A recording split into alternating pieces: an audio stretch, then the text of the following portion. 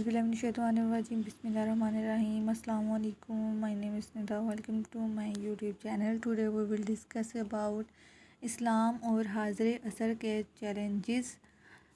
سب سے پہلے ہم اس پوائنٹ کو ڈسکس کرنے کے لیے جو پہلا کام کریں گے وہ ہم سمجھیں گے کہ اسلامی معاشرہ ہے کیا.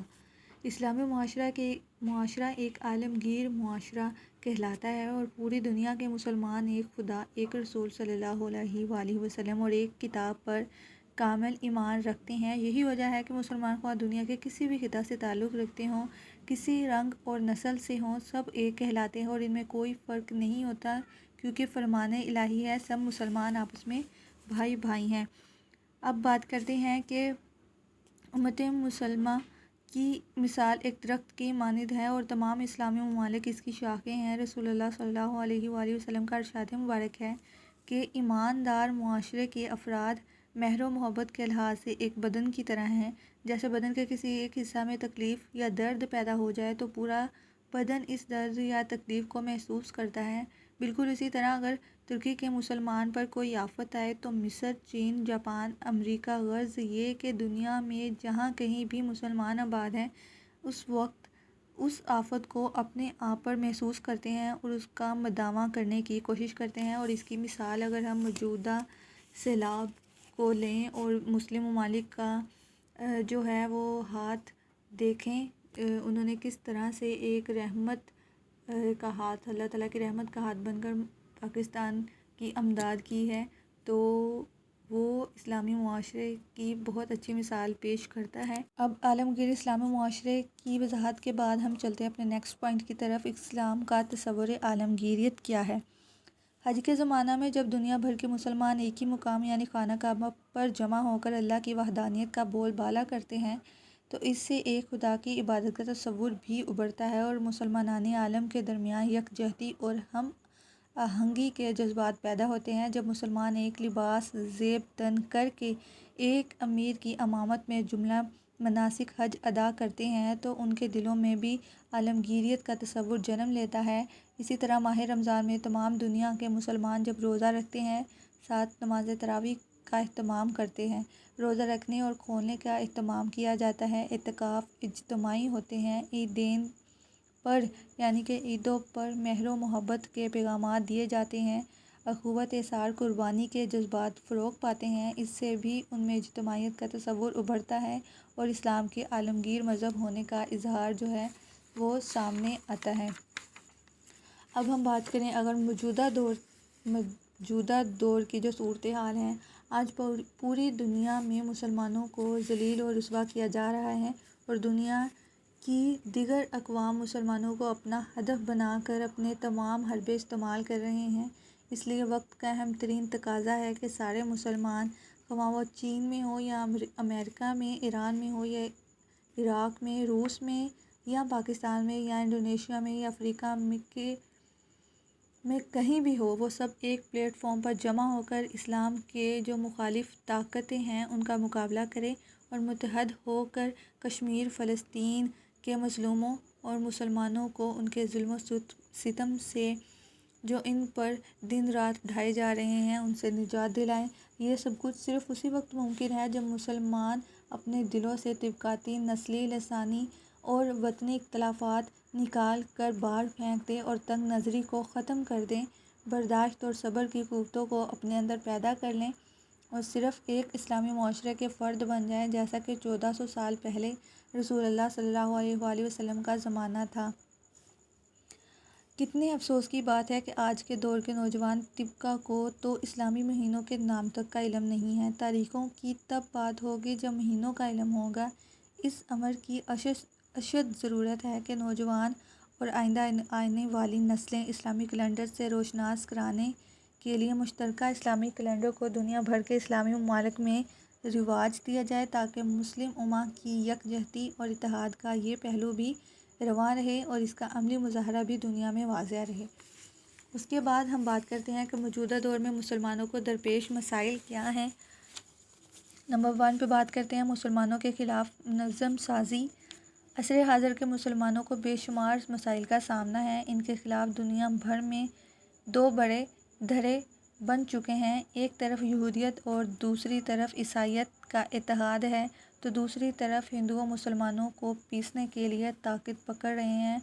ہندو جو ہیں وہ مسلمانوں کو پیسنے کے لیے طاقت پکڑ رہے ہیں اور اسے تمام غیر مسلم طاقتوں کی پشت پناہی بھی حاصل ہے۔ عراق پر جنگ مسلط کی گئی، بعد میں معافی مانگ لی گئی۔ ایران اور سعودی عرب کے درمیان فرقہ واریت کو ہوا دی گئی اور مسلمانوں کو دہشت گرد قرار دے دیا گیا، حالانکہ وہ سب سے زیادہ اس کا شکار تھے۔ یہ دونوں دھڑے مکمل طور پر جدید ترین اسلحہ سے بہرور ہیں اور اسلام کو مکمل طور پر ختم کر دینے پر تلے ہوئے ہیں۔ افریقہ میں مسلمانوں کے بہت سے علاقے عیسائیوں کی سازشوں کی وجہ سے عیسائی اقلیت کے ہاتھوں میں آ چکے ہیں۔ اسپین سے تو مسلمانوں کا نام و نشان پہلے ہی مٹا دیا گیا ہے۔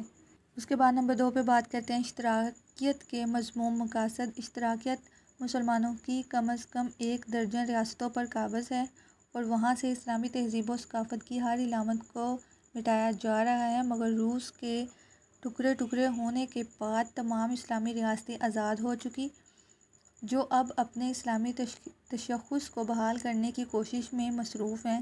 اس کوشش میں کئی مزید سال لگ سکتے ہیں، لیکن مجموعی طور پر مسلمان سلطنتیں تنزل اور زوال کا شکار ہیں۔ فرقہ بندی کا ناقابل تلافی نقصان۔ معاشی طور پر مسلمان ہر ملک میں پسماندہ ہیں۔ عربوں نے اسرائیل سے بار بار شکست کھانے کے بعد بھی ہوش نہیں سنبھالا۔ وہ فلسطینیوں پر مظالم ڈھا رہا ہے اور مسلمان باہم شیعہ سنی تضادات کا شکار نظر آ رہے ہیں اور دن بدن اسی زیادتی کا شکار ہو رہے ہیں۔ ان میں روح اجتہاد مر چکی ہے، فکر و نظر کو زنگ لگ چکا ہے اور ہمارے علماء تعطل کا شکار ہو گئے ہیں۔ ساری طاقت فروغ اختلافات کو ہوا دینے اور فرقہ بندی میں صرف ہو رہی ہے۔ ہمیں فرقہ پرستی کی اس بیماری کو ختم کرنا ہوگا۔ ایک فرقہ کے لوگ دوسرے فرقہ کی مسجد میں نماز پڑھنا بھی پسند نہیں کرتے ہیں۔ اس کے بعد ہے اسلامی تعلیمات سے بے خبری۔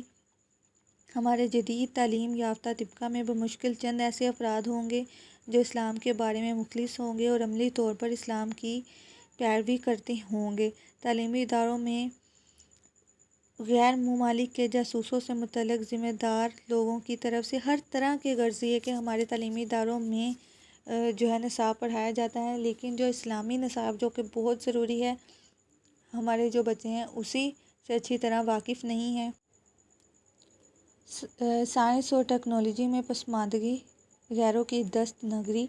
معاشی نقطہ نظر سے اکثر ممالک پسماندگی اور کا شکار مغربی ممالکوں کے محتاجی کے طور پر ہیں۔ سائنس اور ٹیکنالوجی کے فقدان کے باعث اکثر مسلمان ممالک بڑی بڑی طاقتوں کے ایجنٹ بن کر رہ گئے ہیں اور یہاں کے حکمران بھی ان بڑی طاقتوں کے اشاروں پر آتے اور جاتے ہیں۔ قدرتی وسائل سے مالا مال ہونے کے باوجود افرادی قوت کے لیے غیروں کے محتاج ہونا پڑ رہا ہے۔ جدید علوم سے ناآشنائی غیروں کی محتاجی کا سبب ہے۔ سائنس اور ٹیکنالوجی کسی ملک کی میراث نہیں، لیکن ہم اس میدان میں بڑی طاقتوں سے بہت پیچھے ہیں۔ اس علمی بے مائگی اور ذہنی پسماندگی کا نتیجہ یہ ہے کہ ہم غیروں کے محتاج بن کر رہ گئے ہیں۔ جب مسلمان عمارتیں بنانے میں مصروف تھے مغرب میں، اسی وقت تعلیمی اداروں کی تعمیر و ترقی پر توجہ دی جا رہی تھی۔ آج بھی تحقیقی میدان میں وہ یونیورسٹیاں بہت آگے ہیں جو دوسرے ممالک میں بنائی گئی تھی۔ فضول رسم و رواج۔ معاشرتی نقطہ نظر سے ہماری سوسائٹی فضول رسم و رواج کا شکار ہے۔ یہ طبقاتی مرض پڑھے لکھے لوگوں اور سیاست دانوں میں زیادتی کا شکار ہے۔ عربوں کی شاہ خرچیاں اسلام کی خلاف ورزی ہیں۔ منشیات، انسانی اسمگلنگ اور دوسرے جرائم بھی اسلامی ممالک میں موجود ہیں۔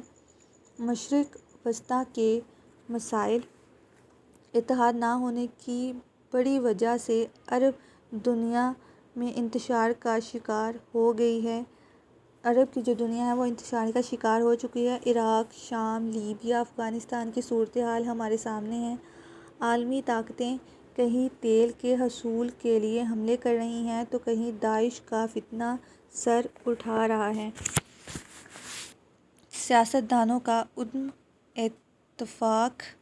ہمارے سیاستدان کبھی کسی قومی مسئلہ پر متحد اور قوت کا مظاہرہ کرنے پر آمادہ نہیں۔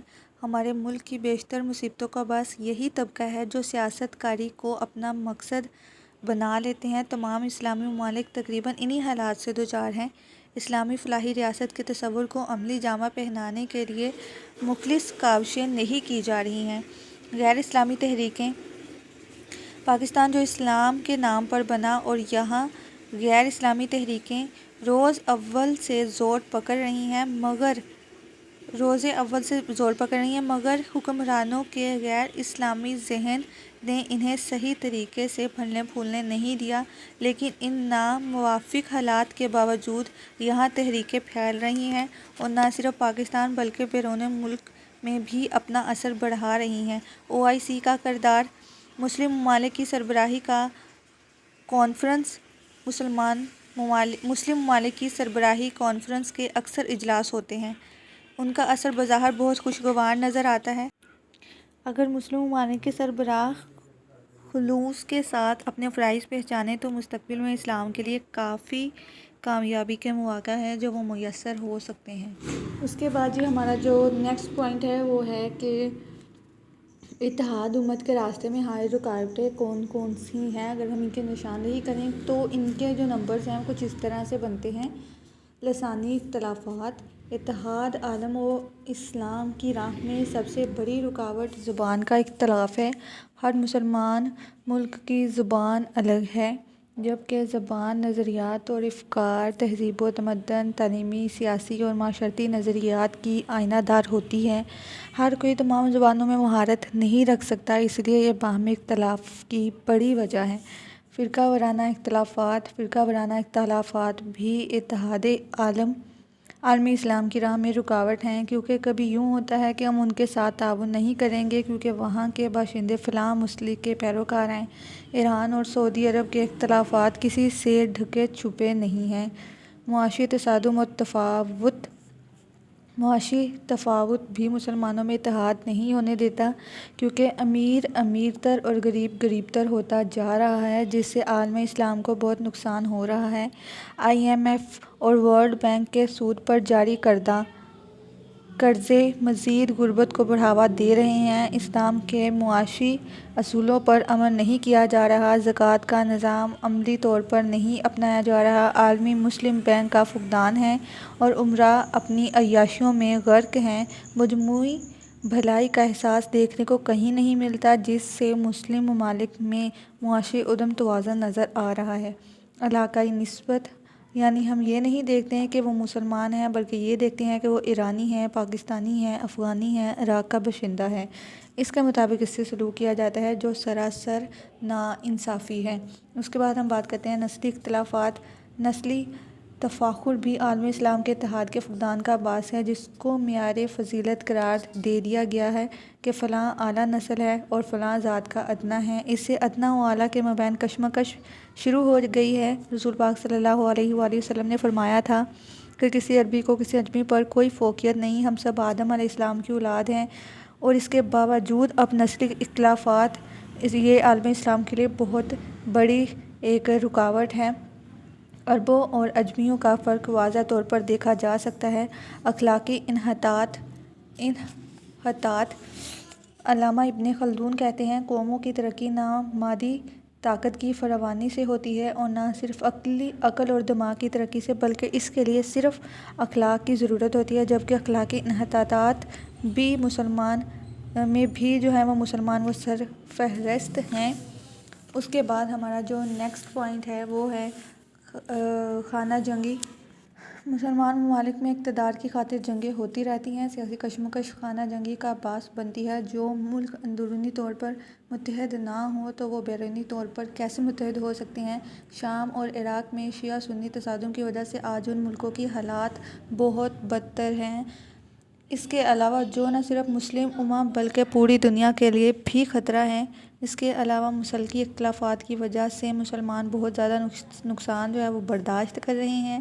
غیر مسلموں کی مخالفت غیر مسلم یہود و نصارہ کبھی پسند نہیں کرتے کہ مسلمان باہم مل کر رہیں، بلکہ ہر ہیلے بہانے سے ان کے مابین ناچاکی پیدا کرنے کی کوشش کرتے ہیں تاکہ یہ کہیں متحد ہو کر بڑی طاقت نہ بن جائے۔ ڈونلڈ ٹرمپ نے واضح طور پر کہا ہے کہ داعش امریکہ کی پیداوار ہے۔ اس سے بڑی تو کوئی بات ہو نہیں سکتی۔ اس کے بعد ہے بڑی طاقتوں کی مداخلت۔ بڑی طاقتیں مثلاً امریکہ اور روس بھی اتحاد امت کو ایک نظر نہیں دیکھنا چاہتے، کیونکہ انہیں معلوم ہے کہ مسلمان متحد ہو گئے تو ان کی دکانداری جو ہے وہ اس کا دھندا جو ہے وہ کم پڑ جائے گا۔ اسی لیے وہ ڈیوائیڈ اینڈ رول کی جو ہے پالیسی وہ اپنائے ہوئے ہیں۔ قرآنی تعلیمات پر عمل نہ کرنا یا ان سے بے خبری۔ عالم اسلام کے نفاق کی اہم وجہ قرآنی تعلیمات سے دوری ہے۔ قرآن و سنت کی تعلیمات سادگی کا درس دیتی ہیں، جبکہ ہمارے عمل میں شاہانہ ٹاٹ باٹ نظر آتی ہے۔ اسلام فلاح انسانیت پر بھی زور دیتا ہے اور مسلم ممالک میں ہر ایک کو اپنی پڑی ہوئی ہے۔ قرآن و حدیث مسلکی اختلافات کو بڑھانے کے لیے تو استعمال کیا جاتا ہے، لیکن امن کے فروغ کے لیے نہیں۔ اخوت اور محبت کے پیغام کو پشت پشت ڈال دیا گیا ہے۔ قول اور فعل کا تضاد۔ دراصل جو قوم اپنے قول و فعل کو برقرار رکھے گی وہی عزت پائے گی، کیونکہ گفتار و کردار کا ساتھ ساتھ ہونا انسان کو اعلیٰ مقام پر پہنچا دیتا ہے۔ افسوس سے کہنا پڑتا ہے کہ اکثر مسلمان جو کہتے ہیں کہ وہ کر کے نہیں دکھاتے، تو ایسے افراد سے اتحاد کیسے ہو سکتا ہے؟ یہی چیز عالم اسلام کی راہ میں سب سے بڑی رکاوٹ ہے۔ اب ہے مسائل کے حل کے لیے ہم اپنے حساب سے کیا کیا تجاویز دے سکتے ہیں۔ نیکسٹ سلائیڈ میں وہی ڈسکس کرتے ہیں۔ سب سے پہلے ہم بات کرتے ہیں باہمی تعاون کی۔ خدائے بزرگ و برتر اور نبی محترم صلی اللہ علیہ وآلہ وسلم نے مسلمانوں کو آپس میں تعاون کرنے پر بہت تلقین کی ہے۔ اس کی تاکید کے سلسلے میں سورۃ آل عمران کی آیت 103 اگر آپ دیکھیں تو اس کا ارشاد باری تعالیٰ ہے، اور تم سب مل کر اللہ کی رسی کو مضبوطی سے تھام لو اور تفرقہ میں نہ پڑو۔ اس کے علاوہ ہم اگر رسول اللہ صلی اللہ علیہ وآلہ وسلم کی ایک اور حدیث مبارکہ دیکھیں جس میں وہ فرماتے ہیں، بہترین انسان وہ ہے جس سے دوسروں کو فائدہ پہنچے۔ اس کے بعد ہمارا جو دوسرا ایک ہے پوائنٹ ہم وہ ڈسکس کرتے ہیں کہ مشترکہ تجارتی منڈی ہو۔ قرآن کریم اور احادیث نبوی صلی اللہ علیہ وآلہ وسلم میں جس طرح باہمی تعاون اور اتفاق کی ہدایت کی گئی ہے، اسی طرح مسلمان کے لیے لازم ہے کہ وہ تمام شعبۂ زندگی میں بھی اس باہمی تعاون کو برقرار رکھے۔ تجارت کا پیشہ بھی ہماری زندگی میں خاص اہمیت رکھتا ہے، اس لیے اس سے متعلق بھی قرآن مجید اور حدیث مبارکہ میں بہت تاکید کی گئی ہے کہ اسے فروغ دیا جائے۔ آپ صلی اللہ علیہ وآلہ وسلم نے اپنی زندگی میں یہ پیشہ اپنایا اور اس مقدس پیشہ کو اپنانے کے لیے مسلمانوں کو بھی تاکید کی۔ آپ صلی اللہ علیہ وآلہ وسلم نے اس سے متعلق فرمایا، سچے اور ایماندار تاجر کا حشر نبیوں، صدیقوں، شہیدوں کے ساتھ ہوگا۔ آپ صلی اللہ علیہ وآلہ وسلم نے یہ بھی فرمایا، جو شخص تجارت کرتا ہے اس کے ہاں خیر و برکت اور رفاہیت پیدا ہوتی ہے۔ اس کے بعد نیکسٹ ہم بات کرتے ہیں مشترکہ اسلامی بینک کا قیام۔ اسلامی ترقیاتی بینک بھی عالم اسلام کی اہم ضرورت ہے۔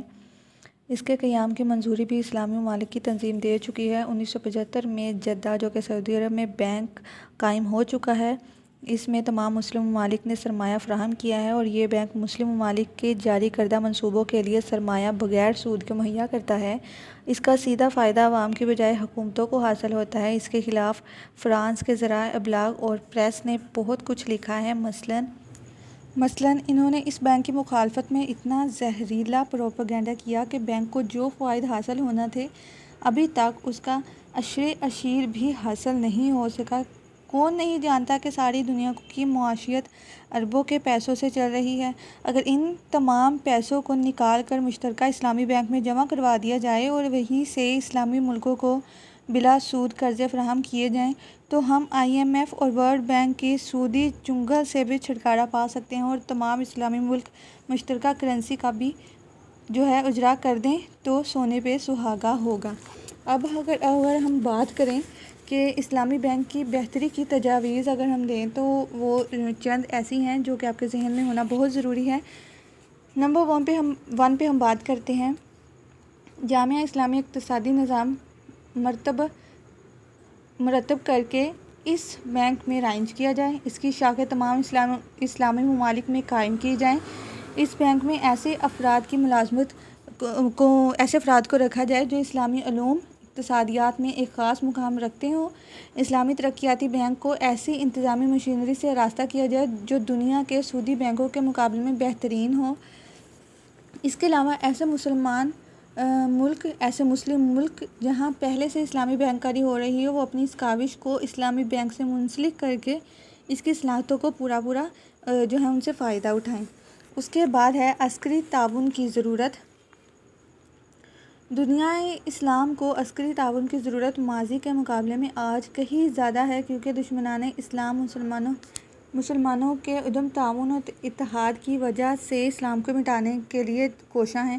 اسی وجہ سے مغربی طاقتیں مسلمانوں کو آپس میں لڑانے کے ہیلے بہانے ڈھونڈ رہی ہیں اور خود دن رات دھڑا دھڑ اسلحہ بنانے میں مصروف ہیں۔ ہر نیا اسلحہ تیار کرنے میں اس کا تجربہ مسلمانوں پر کیا جاتا ہے۔ اسرائیل کو مصر کو شام، اردن، لبنان سے لڑایا جاتا ہے۔ دوسری جانب افغانستان اور روس کی مدبھیڑ چل رہی ہے۔ مسلمانوں کے مقدس مقامات یروشلم، بیت المقدس پر طاقت استعمال کر کے بیت المقدس پر جو اپنی طاقت استعمال کی، انہوں نے اس پر بھی قبضہ کر لیا، اور کہیں عراق کو ایران سے، کہیں عراق کو کویت کے ساتھ لڑانے کے لیے اسلحے کا بے جاں استعمال کیا جا رہا ہے۔ اس کے بعد اگر ہم اسی کو آگے لے کر چلیں تو بہت سے ایسے معاملات ہیں جس میں اس طرح کے ہمارے یہ واضح دلائل ہمیں ملتی ہیں کہ جو ہے ہمارے جو اسلامی ممالک ہیں ان میں کسی طرح کا کوئی تعاون نہیں ہے، کسی طرح کی ان میں آپسی جو ہے جسے کہتے ہیں باہمی تعاون، اخلاقی طور پر کہہ سکتے ہیں کچھ بھی ایسا نہیں ہے کہ جس کی بنا پر ہم کہہ سکیں کہ یہ دنیا دوبارہ سے جنگ میں جانے سے رک سکتی ہے۔ اس کے بعد ہمارا نیکسٹ پوائنٹ ہے سائنسی فنی تعاون کا فروغ۔ اس کے لیے نفاذ اسلام سے لے کر آج تک سائنس اور اسلام ایک دوسرے کے ساتھ ساتھ ہیں۔ جہاں مغرب میں سائنس کی ترقی 500 سال قبل شروع ہو گئی، اسلام میں اس پر 1400 سال سے کام ہو رہا ہے۔ اگر قرآن کریم کا بغور مطالعہ کیا جائے تو ہم اس میں 750 آیات ربانی ایسی ہمیں ملتی ہیں جن میں مسلمانوں کو تلقین کی گئی ہے کہ جو کچھ زمینوں اور آسمانوں میں ہے سب کو اپنے حکم سے تمہارے کام پر لگا دیا۔ دوبارہ سے کہ جو کچھ زمینوں اور آسمانوں میں ہے سب کو اپنے حکم سے تمہارے کام پر لگا دیا۔ جو لوگ غور کرتے ہیں ان کے لیے اس میں نشانیاں ہیں، یعنی کہ زمین ہی ہمارے لیے سونا ہے۔ دنیا کے عظیم سائنسدانوں میں سب سے زیادہ نام مسلمانوں ہی کے نظر آتے ہیں، جیسے ابن حزم، جابر بن حیان، عمر خیام، محمد بن موسیٰ الخوارزمی، البیرونی، ابن یونس، ابو العباس، ثاقب بن قرہ، محمد بن زکریا الرازی اور ابن سینا۔ اس کے علاوہ کئی ایسے مسلمان، محمد بن موسیٰ، یہ ایسے عظیم نام ہیں جو سائنس کی تاریخ میں ایک بلند مقام اور چمکتے ہوئے ستارے ہیں۔ اس کے بعد ہے اگر ہم بات کریں کہ اسلامی ممالک سائنسی اور ٹیکنالوجی کے میدان میں بہت زیادہ ترقی کریں، یہ ایک بہت اہم جو ہے وہ تجاویز ہو سکتی ہے، اور اس کے لیے میں مختلف آگے بھی آپ کو تجاویز اسی کے لیے سجیسٹ کرتی ہوں کہ پاکستان زرعی تعلیم کے لیے زرعی یونیورسٹیاں قائم کر سکتا ہے۔ لازم ہے کہ اسلامی ممالک میں اپنے طلباء کو یہاں زرعی تعلیم حاصل کرنے کے لیے بھیجوائیں تاکہ وہ بھی زرعی میدان میں آگے بڑھ سکے، کیونکہ زمین ہی سونا ہوتی ہے اگر ہم دیکھیں تو۔ اس میں یہ نہیں ہے کہ جیسے اگر یہ ہمارے معاشرے کا ہی حصہ ہے کہ باتیں کر کر کے انسان کو ہم نے اتنا نچلے درجے کا جو ہے وہ انسان بنا دیا کہ ہم کسان کو کچھ سمجھتے ہی نہیں ہیں، کہ کسان بس ہمارے مائنڈ میں ایک دماغ سے بات سیٹ ہے کہ جو کسان ہوتا ہے اس کے کپڑے ہر وقت گندے رہتے ہیں، اسے دنیا داری کا کچھ پتہ نہیں ہوتا، صرف زمین میں پڑا رہتا ہے، زمینی کام کرتا رہتا ہے، اس کے گھر والے سارے۔ لیکن اگر ہم سوچیں تو ہم کھاتے ہیں، وہ کہاں سے کھاتے ہیں؟ انسان کے لیے سب سے زیادہ ضرورت اس کے پہننے اوڑھنے ہر چیز سے زیادہ ضروری ہوتا ہے کھانا، تو وہ ہمیں کون بنا کے دیتا ہے؟ کسان۔ اور کسان کیا کام کرتا ہے؟ وہ اسی زمین پر کام کرتا ہے جو اللہ تعالیٰ نے ہمیں دی ہے، تو اس لیے اسے کمتر سمجھنا مطلب کہ اپنی ایک طرح سے کہنا کہ جو ہے اپنی تباہی، اپنی بربادی خود ہے۔